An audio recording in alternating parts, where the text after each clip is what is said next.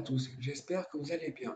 Aujourd'hui, je vous propose de suivre une de mes dernières randonnées, qui est l'ascension du Dimitil par le Zèbre et la Grande Jument.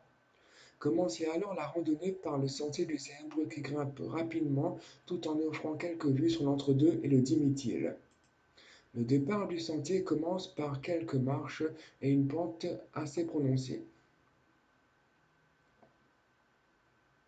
Le sentier s'assagit ensuite rapidement et chemine à travers les goyaviers. C'est un régal pour les papiers, mais il ne faut hélas pas oublier que c'est une peste végétale. Hormis les goyaviers, le sentier passe ensuite près de quelques pandanus et chocas en gardant une pente légère. Mais ce qui fait la particularité de ce sentier, c'est que c'est un sentier de crête qui offre de belles vues sur l'entre-deux et le Dimitil.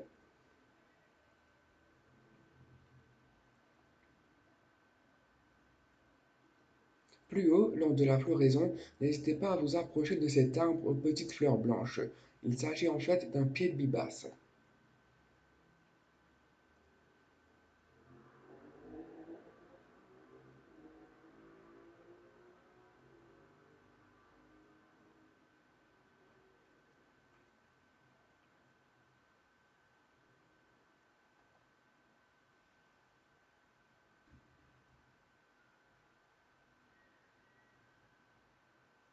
Hormis l'entre-deux et le Dimitil, le sentier offre aussi de belles vues en direction des plaines. Le sentier suit ensuite la crête sur une grande partie du parcours et comporte d'agréables portions plates.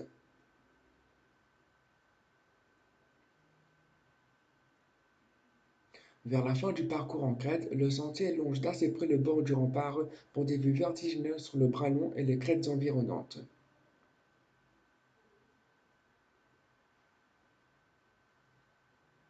Après cette dernière vue, le sentier quitte la crête et descend vers la ravine des Citrons. À partir de là, l'ambiance change totalement. Le sentier est plus gras et les espèces exotiques envahissantes ont pris le dessus au détriment des espèces endémiques.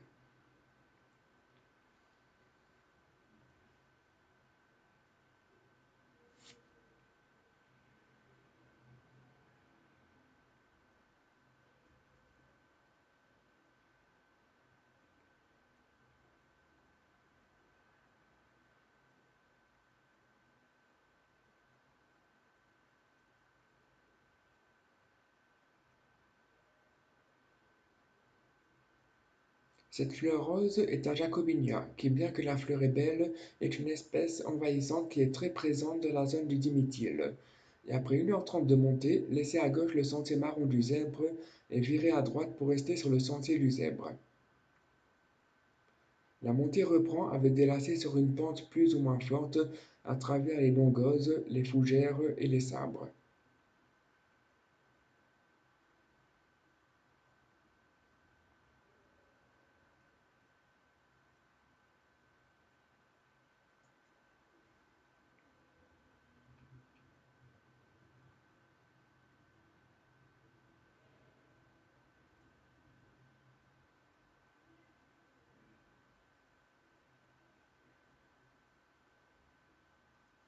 Une trouée sur la crête du bloc marque l'arrivée prochaine à la Grande Jument.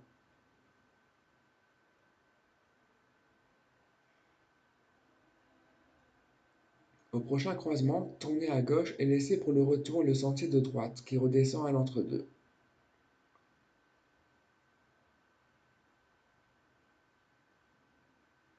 Le sentier est alors en légère montée, étroit, glissant et à flanc de rempart. Gare aux précipices et aux possibles sensations de vertige. Le vide est proche bien que certaines portions soient protégées par des mains courantes.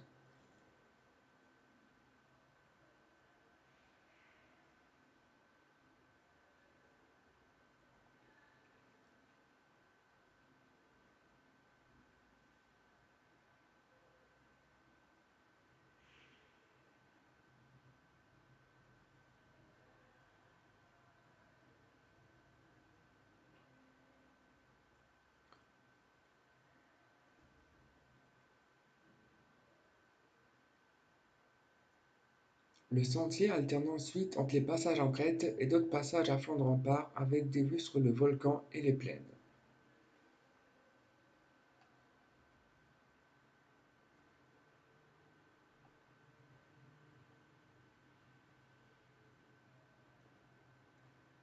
Les vues sont de plus en plus grandioses au fur et à mesure de la montée. On peut ainsi voir les villages de l'entre-deux et les villes allant de Saint-Louis à Saint-Pierre en passant par la plaine des Cafres et le volcan au loin. Il est possible aussi de prendre un raccourci, mais attention, la pente est forte.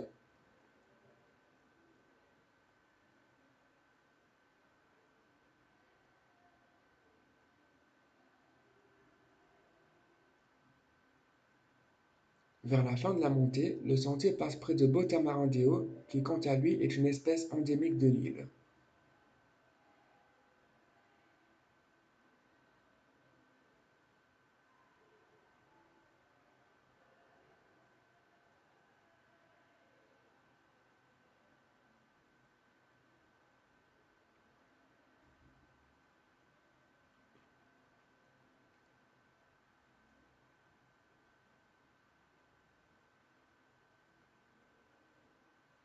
Au croisement avec le sentier du Camp-Marron, gardez la gauche pour aller au point de vue sur le cercle de Sillaos. Et après 4 heures d'efforts, la récompense est là, avec une vue splendide sur tout le cercle de Sillaos. Mais il faut cependant arriver avant 10 heures sous peine d'être dans le brouillard.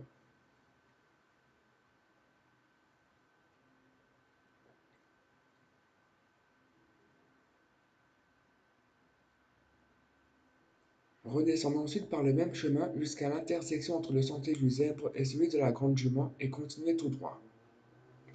Le sentier chemine alors longuement sur une crête, mais attention tout de même à ne pas courir car ça glisse beaucoup.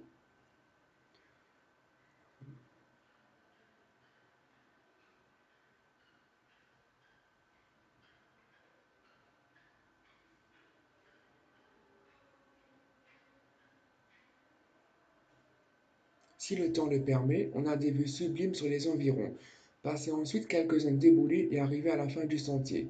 Prenez alors à gauche sur la piste pour rejoindre la départementale et si vous avez laissé comme moi votre véhicule à l'entre-deux, suivre la D26 jusqu'à cette dernière.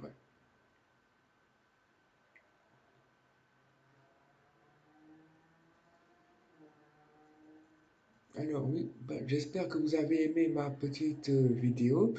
Et maintenant, je vais vous résumer, enfin vous dire plutôt les points positifs et négatifs que j'ai trouvés dans cette randonnée.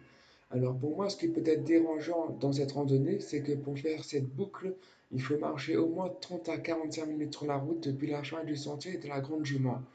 Moi, ça ne me gêne pas personnellement de marcher sur du goudron, mais je reconnais que ça peut déranger certaines personnes. C'est aussi un sentier qui est extrêmement glissant, même par temps sec, donc à éviter après un épisode pluvieux. Il y a aussi certaines portions qui sont totalement envahies par des espèces envahissantes, surtout dans la partie amont du Zèbre, ce qui me désole pas mal. Et ce que je retiens de positif de cette randonnée, c'est les points de vue qui sont juste grandioses tout le long du parcours, avec une vue imprenable sur le cercle de Sillaos à la fin de la montée. C'est une randonnée où on trouve divers étages de végétation. On passe ainsi d'une forêt de bois de couleur avec l'étage mégatherme à un étage mésotherme avec les premiers branles et les tamarins. Ce que j'aime aussi dans cette randonnée, c'est qu'il y a un côté historique. Dimitir est le nom d'un ancien esclave. Et aussi, non loin du point de vue sur Sillaos, il y a le camp marron qu'il est possible de visiter. Et au départ de la randonnée, et à l'arrivée aussi, il y a le village de l'Entre-deux qui est un exemple en ce qui concerne les villages créoles et que je conseille fortement de visiter. Et donc, pour conclure, je termine ma vidéo en vous lançant une devinette pour vous donner une piste en ce qui concerne ma prochaine randonnée. Alors, je suis à la fois un gâteau, un moyen de transport d'antan, et je relie deux villes multiculturelles du Sud. De quelle randonnée s'agit-il? Je vous souhaite alors de passer une très agréable semaine et surtout de faire de bonnes randonnées.